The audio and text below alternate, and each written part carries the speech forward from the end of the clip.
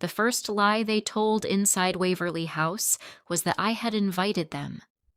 The second was that I was too unstable to manage a place that size on my own. My brother stood beneath my staircase with a forged document in his hand and told the caterers, the locksmith, and half the neighbors that this house had always been meant for the real family, not for the daughter who spent every Christmas making herself the victim. My mother nodded beside him, wearing that soft, wounded face she used whenever she wanted cruelty to look like concern. I stayed in the upstairs shadow and let them speak, because every word was landing on camera, every signature was already flagged, and the proof in my folder was waiting for the lights to come on. Welcome back to Revenge Stories. I'm Mara Ellison, 32, and this is the Christmas my family tried to turn my own home into their victory speech. They had forgotten me every holiday for years, but that night, under my roof, their cruelty finally found an audience they could not charm. To understand why I stayed so calm while they stood beneath my chandelier and lied, I have to take you back to the first Christmas I remember feeling invisible. Not because I was missing, but because everyone in my family had learned to look straight through me. I was 6 years old, wearing a red velvet dress my mother had bought on clearance and altered badly at the hem, and I was sitting on the bottom stair while my brother Grant tore through a mountain of wrapping paper in the living room. His name was written on shiny tags, on boxes with bows, on a new sled, on a remote control truck, on a stocking so full it leaned sideways. Mine hung beside his, flat as a napkin. When I touched it, my mother glanced over and said, "Oh, Mara, don't start. Christmas is busy. We'll find something for you later." She said it softly, almost sweetly, as if forgetting your own daughter was a schedule problem, not a choice. My father looked over the top of his coffee mug and said nothing, and Grant, already learning the family language, laughed and told me I could play with his boxes when he was done. That became the pattern of my childhood. Not violence, not screaming, not the kind of cruelty neighbors can hear through walls, but a careful habit of leaving me out and acting surprised when I noticed. At Christmas dinner, my plate was never missing because that would have been too obvious. Instead, I was always assigned to help, which meant I carried dishes from the kitchen until everyone else was seated, and by the time I sat down, the prayer was over, the rolls were gone, and my mother would say, "There you are, sweetheart. We thought you were still busy." In Christmas photos, I was the one holding the camera.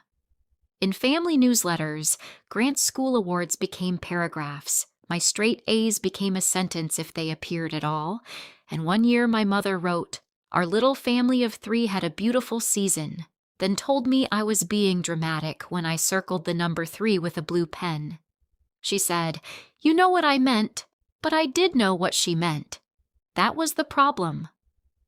The worst Christmas came when I was 13. I had a solo in the church choir. Nothing grand, just 8 lines in a candlelight service, but I had practiced them for weeks because I wanted one moment where my family had to look at me. My mother promised she would come. My father promised too. Grant complained because there was a hockey game on television, and somehow his complaint became the weather in the house. I stood in the church basement that night in a white robe with itchy sleeves, peeking through the curtain every few minutes, watching the pews fill with parents, grandparents, neighbors, people who had remembered children who were not even theirs. My family never arrived. I sang anyway. My voice shook on the first line and steadied on the second because I understood, in that cold little church with wax dripping onto paper cups, that nobody was coming to rescue my heart from the embarrassment of hoping. When I got home, the house smelled like popcorn and hot chocolate. Grant was on the couch. My father was asleep in his chair. My mother frowned at the clock and said, "Was that tonight?" Then she touched my shoulder like a nurse checking a fever and added, "Mara, you should have reminded us twice. You know how your brother gets during the holidays." There was a small locked cabinet in my mother's bedroom that explained more than I understood at the time. It sat behind her closet door, a narrow white thing with a brass knob and no key in sight. Every December, she opened it when she thought no one was watching, and every December she came out changed. Her eyes would redden, her voice would go thin, and the house would begin orbiting around her sorrow. Once, when I was 15, I found the key tucked inside an old sewing tin and opened the cabinet while everyone was downstairs. Inside was a tiny knitted hat, a hospital bracelet with the name Lily Ellison, and a silver ornament shaped like an angel with the year before I was born engraved on the back.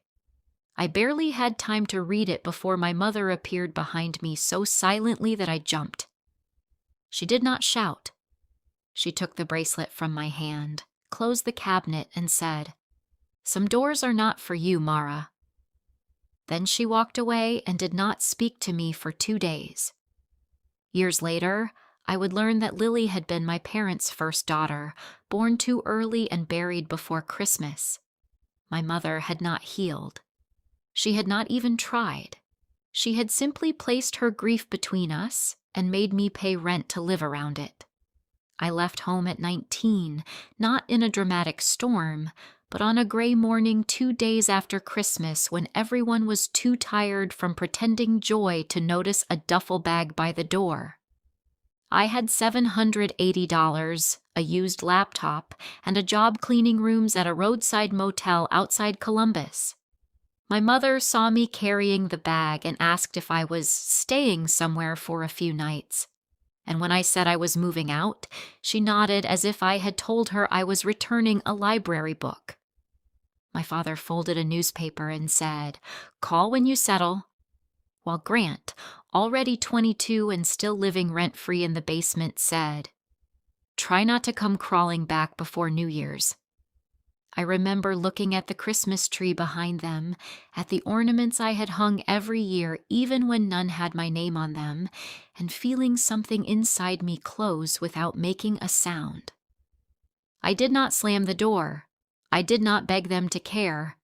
I just stepped outside, put my bag in the back seat of my old Civic, and drove away with snow crusted on the windshield. The first years were ugly, and I do not romanticize them.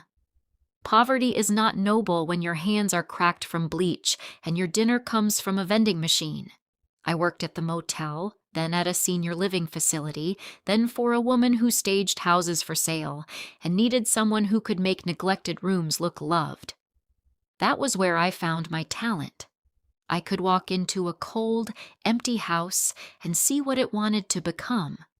I learned light, fabric, repairs, scent, placement, how to make a dining room feel like it had heard laughter before, how to make a porch look like someone inside knew your name. By 25, I had started my own company, Hearth and Key Home Staging. By 28, I had 3 employees. By 31, I was handling estate homes, winter rentals, holiday installations, and full property care for people rich enough to forget how many houses they owned. Every Christmas, I decorated other people's mantles with stockings stitched in perfect thread. And every Christmas, I went home to a small apartment where I hung one plain wreath on my own door and told myself one was enough. Then, in September, 3 months before I turned 33, I bought Waverly House. People in town called it the biggest house in Briar Glen because it sat at the top of Sycamore Hill with stone pillars, 7 bedrooms, a glass conservatory, and a ballroom that had not hosted anything but dust in 20 years. It had belonged to a judge's widow, then to a developer who went bankrupt, trying to divide it into luxury condos. I saw it on a rainy Thursday and knew before the realtor finished unlocking the door. The roof needed work, the floors were scarred, the kitchen was outdated, and every contractor I brought through used the same careful voice people use near sick relatives. But I was not afraid of a wounded house. I recognized one. At closing, when the attorney slid the deed across the table and I saw my name alone on the page, Mara Ellison, sole owner, I had to press my thumb into my palm to keep from crying in front of strangers. It was not just a house. It was proof that I had become someone nobody could forget unless they worked very hard at it. My family found out within 10 days. Briar Glen is the kind of town where people know who bought the big house before the ink dries. My mother called me on a Monday afternoon, and for a second I stared at the screen because she had not called me outside a birthday or emergency in almost a year. Her voice was bright, too bright, polished like silver brought out for guests. She said, "Mara, sweetheart, I heard the most surprising thing. Waverly House? Really? That is quite a place for one person." I said yes. It was quite a place. And she laughed in a way that did not reach the phone. Then she told me my father wanted to see it. Grant was curious, and maybe this Christmas could be different for all of us. I listened to the word different and felt my old instincts lift their heads. Different had never meant kinder in my family. It usually meant somebody needed something. Grant texted 2 hours later. His messages arrived in a clump, impatient and misspelled, asking how much I paid, whether the house had been inspected, whether I had a mortgage, whether everything was in my name or whatever. I answered none of that. Grant had spent his adult life turning chances into debts, and debts into family emergencies. He had opened a party rental business with my parents' retirement money, wrecked it with unpaid invoices, then started a holiday experience company that consisted mostly of a rented Santa suit, cheap lights, and a website full of promises he could not keep. His wife, Vanessa, was worse because she was not foolish. She was precise, ambitious, and allergic to consequences. She called me the next evening pretending she wanted advice about staging a Christmas fundraiser, and halfway through the conversation she slipped in, "When you manage those estate houses, do owners ever sign temporary authority forms so someone else can handle access, repairs, even rentals? I mean, legally, if someone is family, does the county really care who brings the paperwork?" I kept my voice light and told her paperwork made my eyes glaze over, which was the first lie I had told her and perhaps the smartest. By November, the shape of their interest had sharpened.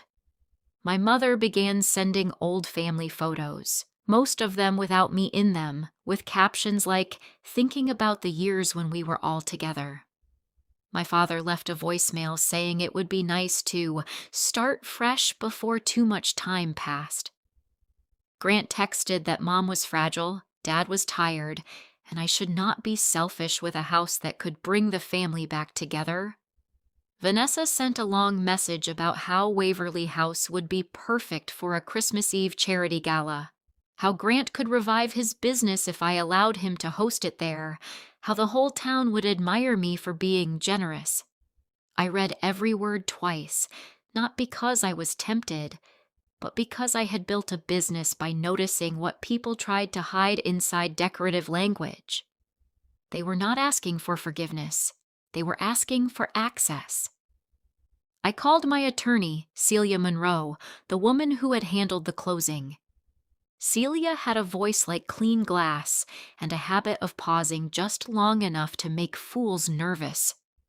I told her about the calls, the questions, Vanessa's interest in authority forms, and Grant's sudden belief that my property belonged to the emotional needs of the family. Celia did not laugh.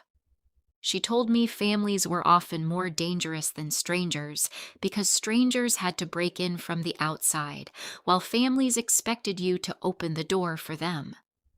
Then she explained property fraud, forged authorizations, false leases, fake powers of attorney, emergency occupancy claims, and all the ways a person could create enough paper confusion to make a rightful owner look like the problem. She helped me enroll in county recording alerts, property watch notifications, and a title monitoring service. She also told me to save everything. Do not confront them with suspicion, she said. Suspicion teaches people to hide. Records teach them nothing until it is too late. So I became warm, distant, and very careful. I let my mother believe her new tenderness was working. I told Grant we could talk after the holidays. I told Vanessa the house still needed repairs and maybe next year would be better. Meanwhile, I saved every message, exported every voicemail, installed cameras inside the front hall, conservatory, kitchen, and side entrance, and gave Celia copies of anything that smelled even faintly like pressure. I also called a retired police captain named Warren Pike, who lived 2 doors down from Waverly House and had hired my company years earlier after his wife died. Warren did not ask for drama. He simply listened, looked at the messages, and said, "People don't ask where your legal authority stops unless they're measuring where theirs can begin." He gave me the number of Detective Elise Ramsey, who specialized in financial crimes and property disputes, and by the first week of December, I had more protection around my house than my family ever put around my heart. The alert came on December 14th at 7:12 in the morning while I was standing barefoot in my kitchen, drinking coffee and watching frost smoke off the garden wall. The subject line was plain enough to be terrifying. Recorded document notice, Waverly House parcel. I opened it and felt my body go cold before my mind caught up. Someone had recorded a limited power of attorney naming Grant Ellison as my temporary property representative. The attached summary claimed I had authorized him to manage access, approve repairs, contract events, and negotiate short-term occupancy at Waverly House while I was traveling for business. My signature sat at the bottom of the scanned page, stiff and wrong, with a notary stamp beside it. I had not signed it. I had not traveled. I had not given my brother authority to water a plant, let alone control the biggest house in town. For a few seconds, I stood there in my own kitchen and understood the particular violence of a forged signature. It is not only theft. It is someone wearing your hand like a glove. Celia moved fast. By noon, she had filed an objection and a fraud notice. By afternoon, Detective Ramsey had opened a report. By evening, Warren had walked the perimeter with me and checked every camera angle. The fake document alone was serious, but Celia warned me that Grant and Vanessa might try to use it quickly before the objection made its way through every system. "They may not need to sell anything today," she said. "They may only need to create the appearance of control. If they host an event, change a lock, sign a vendor, move property inside, or present themselves publicly as managers of the house, they strengthen the lie in front of witnesses who do not know better."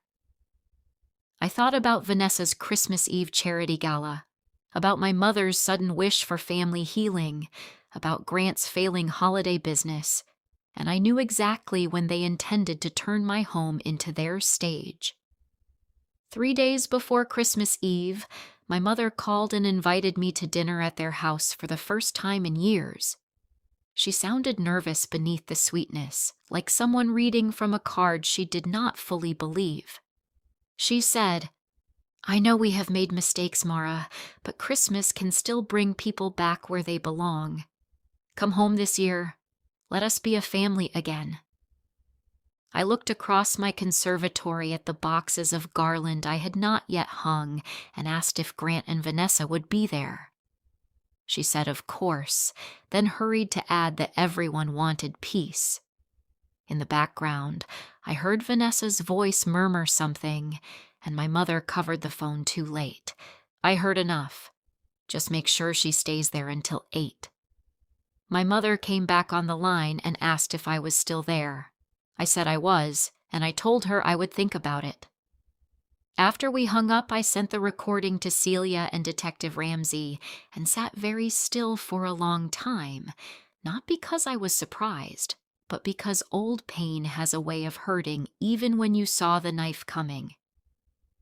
On Christmas Eve, Waverly House looked empty from the street. I left the porch lights off, parked my car in Warren Pike's garage, and let the front windows stay dark except for the faint reflection of the town's Christmas lights below the hill. Inside, the house was anything but empty. Detective Ramsey and 2 officers waited in the closed dining room. Warren sat in the library with the security monitor open on his laptop.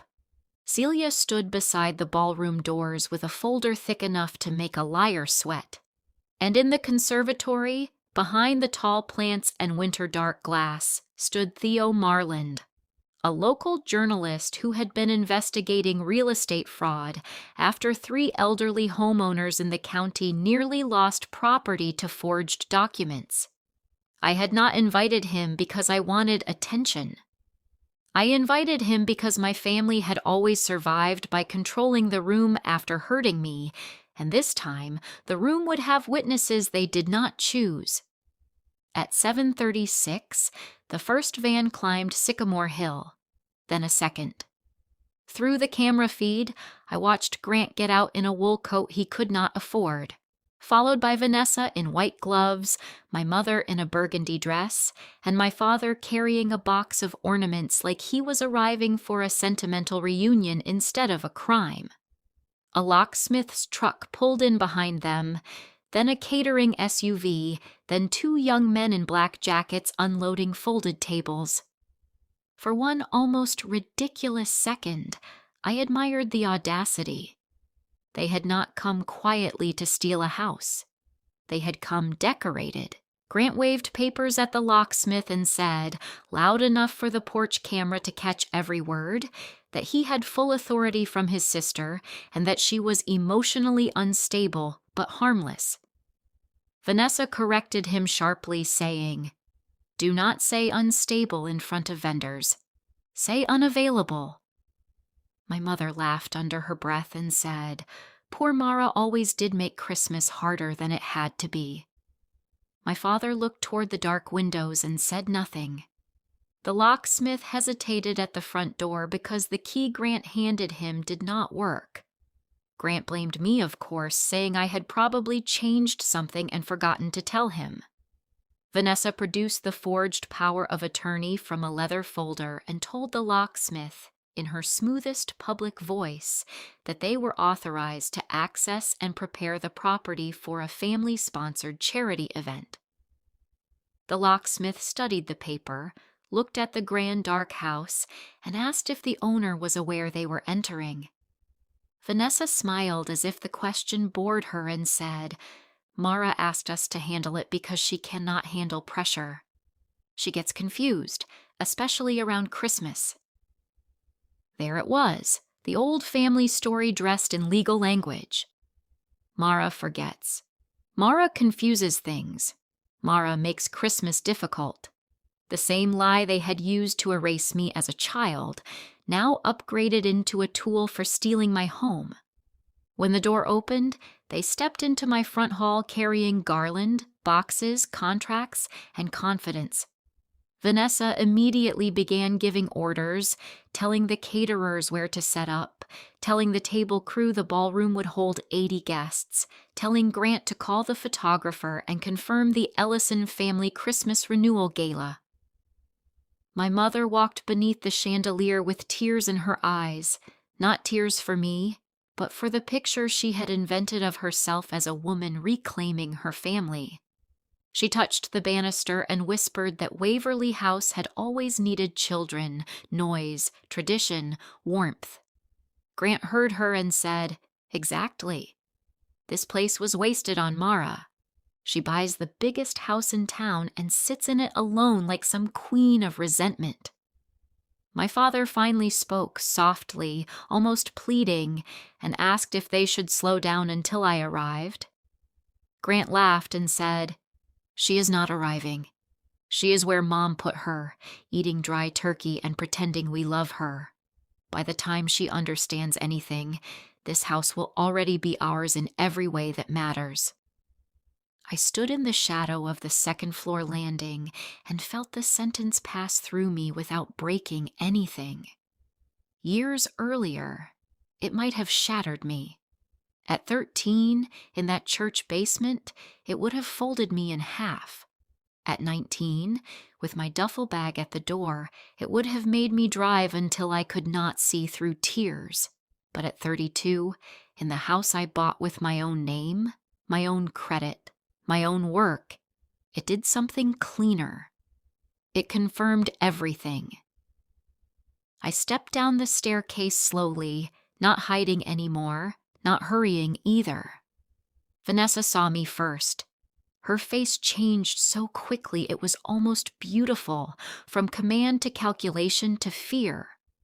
Grant turned with a roll of his eyes, already forming an insult, then saw the phone in my hand and the red recording light reflected in the glass of the framed mirror behind him. I said, "Please keep going. I would hate for the truth to feel interrupted."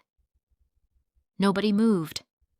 The caterers froze beside their silver trays. The locksmith took one step back. My mother pressed a hand to her chest and said my name as if I had appeared at my own funeral. Grant recovered first because men like my brother mistake volume for power. He shouted that I had no right to sneak around, that he had legal authority, that everyone knew I was impossible during Christmas, that he and Vanessa were only trying to save the family from my bitterness. He waved the forged document at me, and for a moment, all I could see was the empty stocking from when I was 6, the church pews from when I was 13, the newsletter with the little family of 3, all of it leading here to my brother standing in my house with my stolen signature in his hand and calling himself generous. Celia opened the ballroom doors before I answered. Detective Ramsey stepped out behind her, badge visible, calm as winter stone. The 2 officers followed, and Warren came from the library carrying the laptop with the live camera feed. Theo Marland moved into the hall with his recorder running, not shoving it into anyone's face, just letting the truth continue to speak for itself. Celia said, "Grant Ellison, the document you recorded on December 14th has been formally challenged as fraudulent, and the property owner has never granted you authority of any kind. You have entered this residence under a false instrument, presented that instrument to vendors, and attempted to exercise control over private property after being recorded doing so." Grant stared at her, then at me, then at the detective, and I watched the fantasy drain from his face. Vanessa did not scream. She went quiet, which told me she understood the situation better than he did. My mother tried the old voice next, the soft one, the one she used whenever she wanted cruelty to sound like concern. She stepped toward me and said, "Mara, sweetheart, this has gone too far. You know how sensitive you get about Christmas. We were trying to bring everyone together.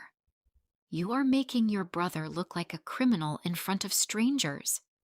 I looked at her for a long time. The house was silent enough that I could hear the heating system click on inside the walls. Then I told her, with no anger because anger would have given her something to perform against, that Grant did not look like a criminal because of me. He looked like a criminal because he had carried a forged document into my house and used it to open my door. She flinched, not at the crime, but at the fact that I had said it where people could hear. Detective Ramsey took over from there. She asked the vendors to remain for statements and told the locksmith he was not in trouble if he had acted on false information, but he would need to provide everything Grant and Vanessa had given him. She read Grant his rights while he sputtered that this was a family matter, that families shared things, that I had always been selfish, that my parents deserved the house more than I did. Vanessa interrupted him with a sharp whisper, telling him to stop talking, but he had never learned the discipline of silence because silence had always belonged to our father. Grant kept going until the officer turned him around and cuffed him beneath my chandelier. The sound of the metal closing was small, almost delicate, and somehow louder than every Christmas morning I had spent waiting to be remembered. Vanessa was detained too, and when Detective Ramsey mentioned conspiracy, forged notarization, and attempted property fraud, Vanessa's elegance cracked for the first time. She said Grant had told her I agreed in principle, that the paperwork was only meant to formalize family management, that my mother had promised I would not fight once everyone saw the event was already happening. My mother gasped and denied it, but the denial came too late and too thin. Celia removed another document from her folder, a printed transcript of my mother's call, the one where Vanessa had whispered to keep me away until 8. My mother looked at the paper as if paper itself had betrayed her. I wanted to tell her paper had no loyalty. That was why I trusted it more than I trusted blood. When Grant was led toward the door, he twisted back and spat one final thing at me. He said I had ruined Christmas, ruined the family, ruined everything because I could not let go of being forgotten once or twice as a kid. Once or twice. That was when I finally stepped close enough for him to hear me without raising my voice. I told him he was right about one thing. I had not let go. I had held every empty stocking, every missing seat, every forgotten concert. Every year my parents called his failures emergencies and my pain an inconvenience. Then I pointed toward the ballroom, where his rented tables stood half unfolded, and said, "You all forgot me every Christmas until I bought a house large enough for your greed. Tonight, I remembered myself." His face hardened because he had no answer for a sentence that did not ask him for anything. After the police cars carried Grant and Vanessa down Sycamore Hill, my mother remained in the front hall with my father, surrounded by garland that would never be hung. She looked smaller without an audience. For once, she did not know which version of herself to become. The grieving mother, the wounded wife, the misunderstood parent, the woman who only wanted family together. None of the costumes fit the room anymore. She looked up at me and said, "You have no idea what December did to me." My father closed his eyes, and I knew before she said another word that the locked cabinet was about to enter the house between us. She told me Lily should have been there, that Christmas had become a wound before I was born, that when I came so soon after, alive and crying and needing, she felt punished by my existence. She said it as if confession were a gift. It was not. It was only the name of the shadow I had grown under. I told her I was sorry Lily died because I was. I told her no mother should bury a child because that was true. Then I told her she had buried me standing up for 32 years because she did not know where else to put her grief. My father made a sound then, something broken and tired, and admitted he had known. He said he had watched it happen year after year and convinced himself keeping peace was the same as protecting the family. I asked him who exactly had been protected by his peace. He did not answer. My mother cried then, but her tears did not move me the way they once had. They were real, maybe, but they were not new. I had spent my childhood being asked to arrange my life around her tears. That night, in my own house, I let them fall without bending around them. The legal aftermath did not unfold like a movie, quickly and cleanly, but it unfolded. Grant and Vanessa were charged with forgery, recording a false instrument, attempted fraud, and unlawful entry connected to the forged authority. The notary stamp turned out to be stolen from a woman Vanessa had once hired for an event contract. Grant claimed he thought the document was legitimate because Vanessa handled the details.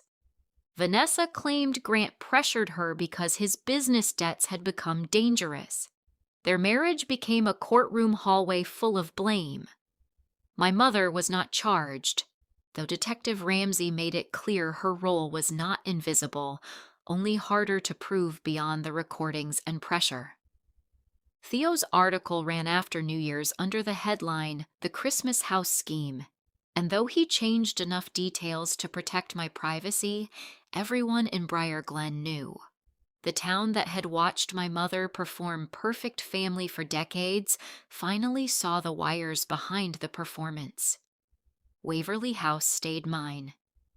Celia cleared the false document from the record and helped me place additional protections on the property. I changed every lock, not because Grant still had keys, but because I wanted the pleasure of hearing new metal answer only to me. The ballroom, which had almost become the stage for their lie, became the first room I restored fully. I polished the floors, repaired the plaster, hung warm lights, and on the next Christmas Eve, I opened the doors for a dinner that had nothing to do with blood. My employees came, Warren came, Celia came with her wife. Detective Ramsey stopped by with a pie she claimed she did not bake, and even the locksmith sent flowers with a note apologizing again for believing the wrong people. I set 20 places at the table and left none accidental. Every plate had a name card. Every chair had been chosen. My father writes me letters now. He does not ask to come over. He does not defend my mother. He writes about small things, the weather, his knees, the old maple tree in their yard, and sometimes he writes one sentence that matters, like, "I should have driven to the church that night," or "I knew the stocking was empty." I read the letters. I have not answered them yet. My mother has sent nothing. Maybe pride is the last ornament she has left to hang. Grant and Vanessa lost the business they were trying to save, which felt less like revenge than gravity. Debts do not disappear because you aim them at your sister's door. Lies do not become deeds because you stamp them. And families do not become entitled to the homes of the children they forgot simply because those children grow strong enough to build something worth stealing. Sometimes people ask whether the house feels lonely. I tell them no. A house is not lonely because one woman owns it. A house is lonely when it is full of people who refuse to see one another. Waverly House knows my footsteps now. It knows the sound of my coffee brewing before sunrise, the scrape of restoration tools, the laughter of people who arrive because they want to, not because a holiday card requires it. On Christmas mornings, I hang a stocking with my own name on it, and I fill it myself without shame. I do not wait for someone else to remember me. I remember me first. So if you have ever been the person left out of the photo, the child whose gift came late, the daughter told she was too sensitive because she noticed an empty space shaped exactly like her, believe me when I say, the day will come when you stop asking for a place in rooms built to erase you. You will build your own room. You will lock your own door. And if the people who forgot you every Christmas show up one night believing your success belongs to them, may you be calm enough to let them speak, smart enough to keep the proof, and brave enough to turn on every light. Commentary time. What makes Mara's story hit so hard is not only the forged document, the locked front door, or the police waiting inside Waverly House. Those are dramatic, yes, and they give the story its revenge pulse. But the real wound begins much earlier, in those quiet Christmas mornings where a child learns that being present is not the same thing as being seen. Mara was not thrown out in one loud, cinematic moment. She was erased in small, polite, socially acceptable ways. Her stocking was not filled. Her concert was forgotten. Her achievements were treated like background noise. Her brother's needs became family emergencies, while her pain became an inconvenience everyone expected her to manage quietly. And that is the kind of betrayal that can live inside a person for decades, because it never gives you one clean scene to point to and say, "There, that was the moment they broke me." It happens through repetition. It happens through omission. It happens when everyone in the room acts normal, while one person is slowly being taught that love has conditions. And let's be honest about Mara's mother for a moment, because her character is uncomfortable in a very real way. She is not written like a simple villain who wakes up every morning plotting evil. She is wounded. She has grief. She lost Lily before Mara was born, and that loss clearly hollowed something out inside her. But grief does not give a parent permission to turn another child into an emotional casualty. That is where this story becomes more than revenge. It becomes a confrontation with the kind of pain families love to excuse because the person causing it has suffered too. How many families do this? How many times does a child get told, "Your mother had a hard life," or "Your father did the best he could," as if those sentences can erase the years that child spent being emotionally starved? Mara's mother may have been broken, but she still made choices. She chose to let one daughter become a shrine and the other become a shadow. That is not healing. That is displacement. And when Mara finally says, in her own way, that her mother buried her while she was still alive, that line carries the full moral weight of the story. Grant is another kind of villain, and honestly, he is the one who feels terrifyingly familiar. He is not brilliant. He is not even especially strategic. He is entitled in that sloppy, confident way that comes from being rescued too many times. He has been trained by his own parents to believe that every disaster in his life is someone else's responsibility. When his business fails, the family should help. When his debts pile up, the family should sacrifice. When his sister succeeds, her success becomes available for redistribution because, in his mind, he has always been the center of the family's gravity. That is why he can walk into Waverly House with a forged paper and still speak like he is the injured party. He does not see theft as theft when the victim is Mara. He sees it as correction. He sees her ownership as an error the family has the right to fix, and that is what makes his downfall satisfying. Not because revenge is cruel, but because reality finally stops bending around him. Vanessa may be the coldest person in the story because she understands the mechanics. Grant brings the entitlement, but Vanessa brings the method. She is the one who knows that if they can create paperwork, vendors, witnesses, and the appearance of control, they might muddy the truth long enough to make Mara look unstable. That is a frighteningly modern kind of manipulation. It is not just, "I want what you have." It is, "I want what you have, and I will build a paper trail to make it look like you gave it to me." When she tells people Mara gets confused around Christmas, she is doing something especially poisonous. She is weaponizing the family's old emotional narrative.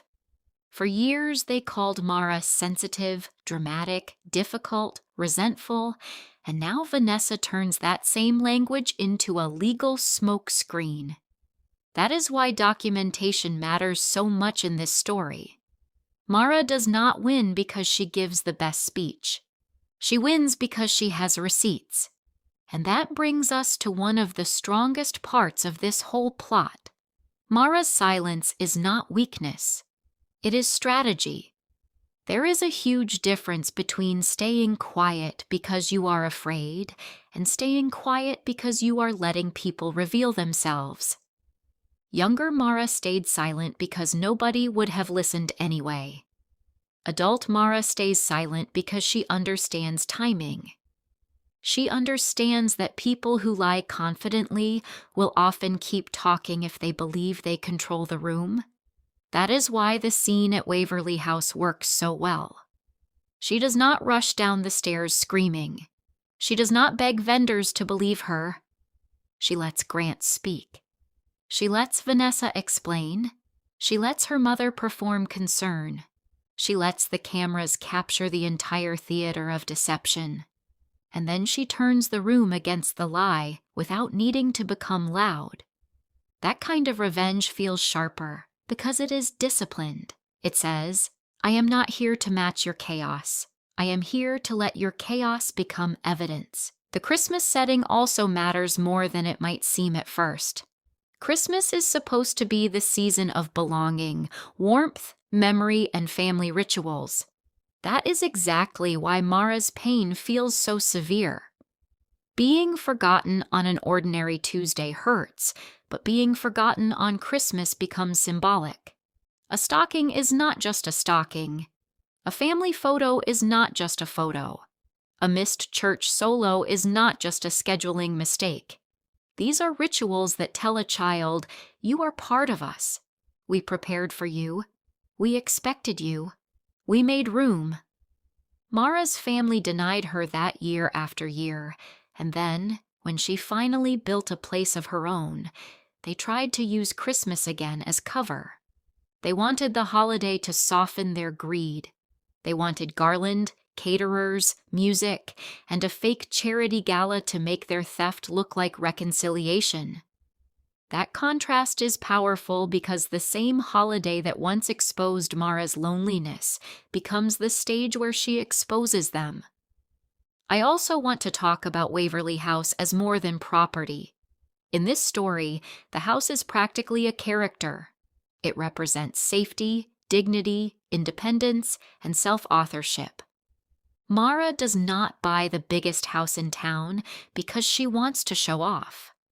She buys it because she spent her childhood being treated like a guest in her own family. The house is proof that she no longer needs permission to belong somewhere. Every room says, I earned this. Every lock says, I decide who enters. Every repaired floorboard says, I know how to restore what others neglected. That is why Grant and Vanessa's crime feels so personal. They are not only trying to steal an asset. They are trying to take the one place Mara built as an answer to every Christmas she was made invisible. They are trying to drag her back into the old family order where her needs were negotiable and her achievements belonged to everyone but her. Mara's father is painful in a quieter way. Some viewers may hate him more than the mother because he knew. That confession near the end matters. He admits he saw the empty stocking, the forgotten concert, the emotional imbalance, and he chose silence because silence was easier than conflict. That kind of person exists in many families, and they often get treated as less guilty because they were not the loudest offender. But silence can be a form of participation. When one parent harms and the other parent watches, the child is not protected by the quieter parent. The child is abandoned twice. Mara's father may have been gentle, tired, conflict-avoidant, or emotionally weak, but his softness did not save her. It simply made the betrayal harder to name. What do you think is worse? The parent who openly wounds you, or the parent who knows you are wounded and keeps drinking coffee as if nothing is happening? The revenge itself is satisfying because it does not turn Mara into a monster. She does not destroy innocent people. She does not frame anyone. She does not invent a crime. She does not exaggerate what happened. She simply prepares for the truth to arrive with witnesses. That is the cleanest kind of revenge in a story like this. It is not revenge built on cruelty. It is revenge built on exposure. Grant and Vanessa are caught because they actually do what they plan to do. Mara's mother is humiliated because her performance finally meets an audience that does not owe her loyalty. Her father is forced to confront the cost of his silence. The vendors, the locksmith, the journalist, the detective, the attorney, everyone in that front hall becomes part of a larger correction. For once, Mara is not alone in knowing what happened. That may be the most healing part of the story. Not the arrest, not even the restored house record. The healing begins when reality is no longer private. There is also something deeply American about this story's emotional architecture. The idea that a person can leave a family system, build a life from scratch, and create a home that reflects who they chose to become rather than who they were told they were. Mara's path is not glamorous. She does not magically become rich overnight. She works. She learns houses. She builds a business. She notices details. She becomes capable. That matters because the revenge depends on the very qualities her family ignored. The child they called sensitive becomes the woman who reads every message carefully. The daughter they forgot becomes the owner who monitors every document. The girl they left out of Christmas becomes the host who knows exactly how to fill a room. That transformation is the spine of the story. It tells us that survival is not always dramatic. Sometimes survival is paperwork, savings, patience, and refusing to let people define you by the smallest version of yourself. And I have to ask you something as the audience. When did you realize Grant and Vanessa were not asking for a family reunion, but access? Was it when they started asking about the deed and authority forms? Was it when Mara's mother suddenly wanted Christmas to bring everyone back together? Or was it the moment they described the house as too big for one person, as if Mara's success became suspicious the second it could not be controlled by them? That language is important. People rarely say, "I want to take what belongs to you." They say, "This should be shared." They say, "Think of the family." They say, "Don't be selfish." Sometimes those phrases are loving. Sometimes they are camouflage. The difference is whether the person saying them respects your right to say no. For me, one of the most powerful images is not the arrest itself, but Mara standing inside her own house while her family finally sees her as someone they cannot manage. All her life, they depended on her emotional training. They expected her to absorb the insult, accept the excuse, and make herself smaller so everyone else could stay comfortable. But in that front hall, the old training fails. Mara does not perform the wounded daughter they can dismiss. She performs the prepared owner, the businesswoman, the woman with cameras, legal counsel, witnesses, and enough self-respect to stop translating cruelty into misunderstanding. That moment is bigger than revenge. It is identity returning to its rightful owner.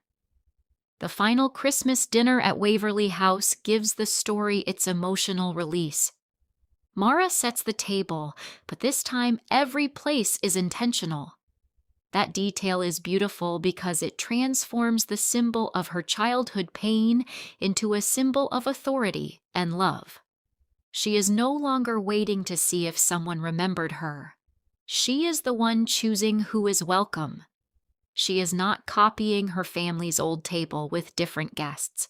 She is creating a new definition of family altogether.